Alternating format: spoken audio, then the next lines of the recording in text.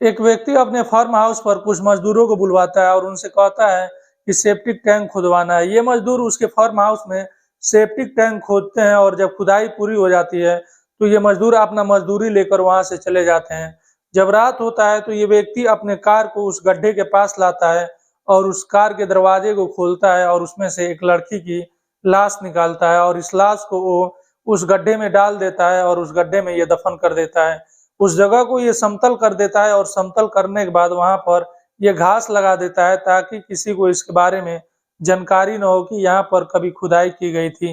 ये घास लगाने के बाद वहां पर ये तकरीबन 9 महीने तक बड़ी आराम से ये रहता है और आजाद की जिंदगी जीता है और इस कत्ल के बारे में किसी को कानो कान खबर भी नहीं होती। इधर जो लड़की के परिवार वाले थे वो लड़की को ढूंढते हैं, तलाशते हैं, वो परेशान थे, लेकिन लड़की के बारे में कोई जानकारी नहीं मिल रही थी। ये लोग पुलिस में उसका कंप्लेन भी दर्ज कराते हैं, लेकिन पुलिस इस मामले में ईमानदारी से तफ्तीश नहीं कर रही थी।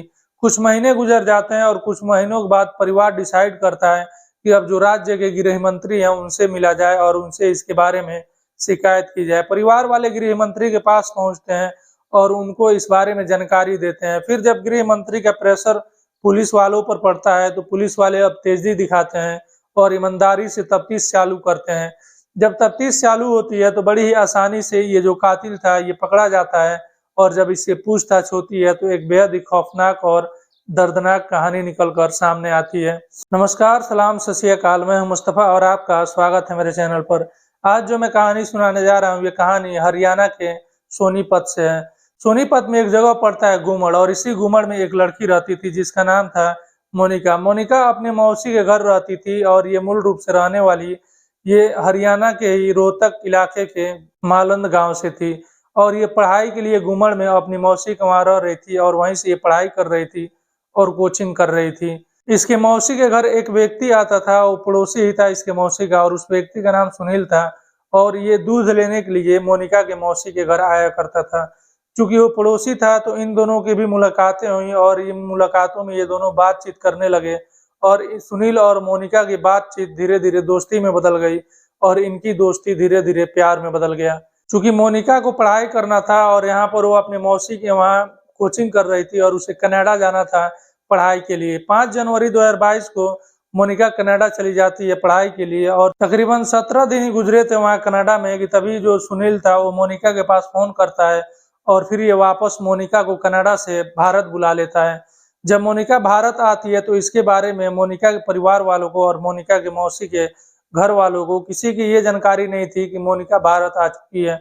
मोनिका यहाँ पर एक हफ्ता गुजारती है और एक हफ्ते के बाद 29 जनवरी आ जाता है और 29 जनवरी को जो सुनील था और जो मोनिका थी ये दोनों आर्य समाज मंदिर में जाते हैं गाजियाबाद में और वहां जाकर ये दोनों शादी कर लेते हैं और शादी के अगले दिन ही यानी कि 30 जनवरी 2022 को ये वापस फिर कनाडा चली जाती है। इसके बारे में परिवार वालों को जानकारी अभी तक नहीं हुई थी कि उनकी बेटी भारत आई हुई है। जब भी वो लोग फोन पर बात करते तो ये बताती कि कनाडा में ही है और ये पढ़ाई कर रही है। तकरीबन कुछ महीने और गुजरते हैं और अप्रैल का महीना आ जाता है। अभी 2022 का ही साल चल रहा है और अप्रैल के महीने में दोबारा ये भारत आती है और फिर ये अपने प्रेमी के पास जो अब इसका पति बन चुका है और ये दोनों अब शादी कर चुके हैं, लेकिन परिवार वालों को इसके बारे में जानकारी नहीं है। फिर ये अपने पति के पास जाती है और अपने पति के साथ ये जगह जगह पर घूमती है और अभी भी परिवार वालों को पता नहीं है कि उनकी बेटी भारत आई हुई है। परिवार वाले जब भी अपने बेटी से बात करते तो मोनिका ये कहती कि वो कनाडा में है और पढ़ाई कर रही है। एक रोज जो ये लड़की थी जो मोनिका थी, इसके मौसी का लड़का मोनिका के पास फोन करता है और इससे बात करता है तो इसके पास पंखा चल रहा था। जब इसके मौसी का लड़का वो पंखा की आवाज सुनता है तो वो पूछता है कि इस समय तो वहाँ कनाडा में ठंडा है, तुम्हारे पास पंखा चलने की आवाज आ रही है, तुम कहीं भारत में तो नहीं हो। तो ये बात जैसे ही मोनिका सुनती है वो फोन काट देती है और उसका नंबर ब्लॉक लिस्ट में डाल देती है। फिर अब परिवार वालों को भी शक हो जाता है कहीं ऐसा तो नहीं कि उनकी बेटी भारत में ही रह रही है और उनसे झूठ बोल रही है और उन्हें गुमराह कर रही है। फिर भी परिवार वालों से बात होती रहती है और जब भी परिवार वाले पूछते तो यही बात बताती कि वो कनाडा में ही है। 1 महीना गुजर जाता है उसको भारत आए हुए और अब जून का महीना आ जाता है और जून के महीने में जब परिवार वाले उससे बात करने की कोशिश करते हैं तो अब जून में उससे बात नहीं हो पा रही थी और उसका नंबर अब बंद आ रहा था और परिवार वाले काफी कोशिश करते हैं लेकिन उसके नंबर पर संपर्क नहीं हो पा रहा था। परिवार वाले पुलिस स्टेशन जाते हैं और जाकर ये पूरी बात बताते हैं और वो कहते हैं कि उनकी बेटी से बात नहीं हो पा रही है और कुछ ही दिन पहले एक बार बात हुआ था तो उसके पास पंखा चलने की आवाज़ सुनाई दी थी। तो हमें शक है कहीं ऐसा तो नहीं कि वो भारत में ही है, तो आप लोग हमारी मदद कीजिए और हमारी बेटी को तलाशिए। पुलिस वाले भी रिपोर्ट दर्ज करते हैं और बात को टरका देते हैं रिपोर्ट दर्ज करने के बाद, और बेटी को तलाशते नहीं हैं और ईमानदारी से इस मामले में तफ्तीश नहीं करते हैं। परिवार परेशान था, एसपी से भी मिला जाता है, लेकिन एसपी से मिलने के बाद भी कोई फायदा नहीं होता है। तकरीबन 3-4 महीने गुजर जाते हैं बेटी से बात किए हुए। फिर अब परिवार के लोग हरियाणा के गृह मंत्री यानी कि अनिल विज से मिलते हैं और उनको इस बारे में जानकारी देते हैं और वो बताते हैं कि पुलिस हमारी मदद नहीं कर रही है और हमारी बेटी को नहीं तलाश रही है। अब जो गृह मंत्री का प्रेशर पुलिस वालों को पड़ता है तो पुलिस वालों के बीच हड़कंप मच जाता है और इस मामले में अब ईमानदारी से तफ्तीश शुरू होती है और छानबीन होती है। परिवार वालों से पूछताछ होता है कि क्या किसी पर आप लोगों का शक है, तो परिवार वाले बताते हैं कि वो अपने मौसी के वहां रहकर पढ़ाई कर रही थी गुमड़ में, सोनीपत जिला में गुमड़ पड़ता है वहीं पर, और वहीं उसके मौसी के घर के बगल में ही एक लड़का रहता था जिसका नाम सुनील था। उससे वो बातें करती थी और उससे उसकी दोस्ती हो गई थी। तो मुझे शक है कि कहीं ऐसा तो नहीं कि उसी ने ही मेरी बेटी को किडनैप कर लिया है और अपहरण कर लिया है। आप लोग उससे पूछताछ कीजिए तो शायद जो पूरी माजरा है वो खुलकर सामने आ जाए। अब पुलिस को एक नाम मिल जाता है सुनील का। अब पुलिस सुनील को तलाशती है, लेकिन सुनील फरार चल रहा था। कई दिन और कई महीने गुजर जाते हैं और सुनील नहीं पकड़ा जाता है। तकरीबन 9 महीने गुजर जाते हैं और अब 2023 का अप्रैल का महीना आ जाता है। अप्रैल के महीने में पुलिस सुनील को गिरफ्तार कर लेती है और ये मुजफ्फरनगर से पकड़ा जाता है और इसे गिरफ्तार करने के बाद पुलिस स्टेशन लाया जाता है और पुलिस इससे पूछताछ करती है।